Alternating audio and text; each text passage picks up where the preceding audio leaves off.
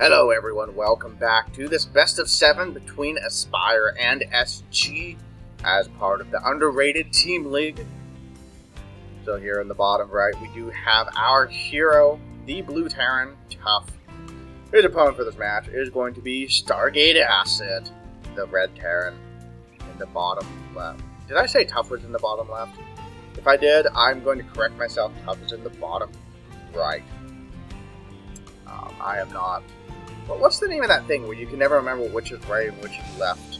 Is that like actually considered some sort of disorder? Is that just people who are bad with directions? I'm not sure. But I'm not that guy, really. I promise you.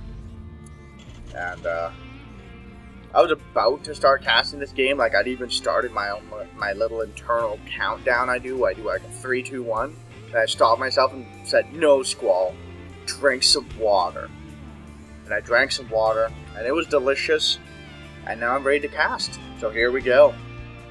So, gonna be a TBT, Stargate, building an SCB. Oh, okay. He was just a little bit behind and Tough and starting that next SCB. Excellent. Tough, clearly ahead in this game.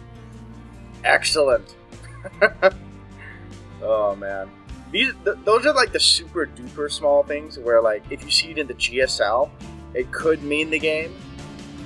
But it probably won't, you know. I mean, that's one of the things I love about Starcraft. It's such a back and forth game, and there's almost always an opportunity to come back. You know, like you can be really, really far behind, but if you get a couple really good drops or a couple, you know, really good army engagements where you flank really well and things like that, you can totally come back.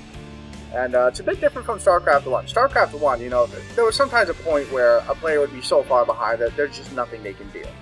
And it's pretty much guaranteed that the other player will win. But with StarCraft 2, I like that there are greater opportunities to shift the momentum. You know, I mean, certainly I don't want to be, you know, if you get 3 Marines and you control them perfectly, you will be able to kill Infinity Colossus. You know, like it shouldn't be at that point. You know, it shouldn't be that it's always possible to come back. You know, but it is nice where, you know, a player can be a little bit of an underdog and they can fight their way back through, you know, never give up, never surrender. Which is, of course, the opposite of Idra. I don't know. Why do I do that? I like to make fun of Idra. I don't know why. I think everyone does. Just because, you know, what? Colossi GG. Like, I didn't actually have Colossi tech. They were hallucinations. Oh, man. I don't think I actually saw that game, but of course everyone heard about it. I'm pretty sure Day and I talked about it, so of course now everyone in the Starcraft 2 community knows about the hallucinated Colossus build, which hard counters Idra and only Idra. Oh, man. Anyways, so Tough, expanding. Acid, not expanding, getting a factory. And then a starport. So, this could be one of two things. It could be a Hellion drop, or it could be Banshees. And seeing as I'm not seeing any Tech Lab, I'm thinking Hellion drop. Yep, reactor going down, so he's going to be double producing Hellions. I am a bit...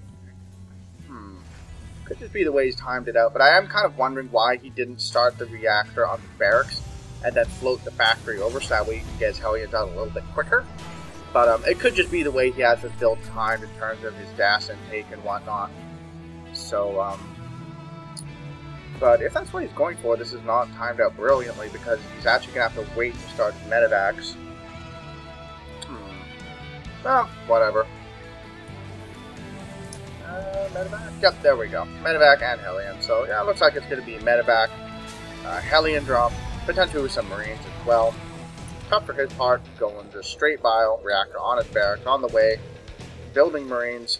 Not sure how well he'll be able to deal with this, just because, well, he's got a bunker and stuff's in it, and medevacs go around bunkers.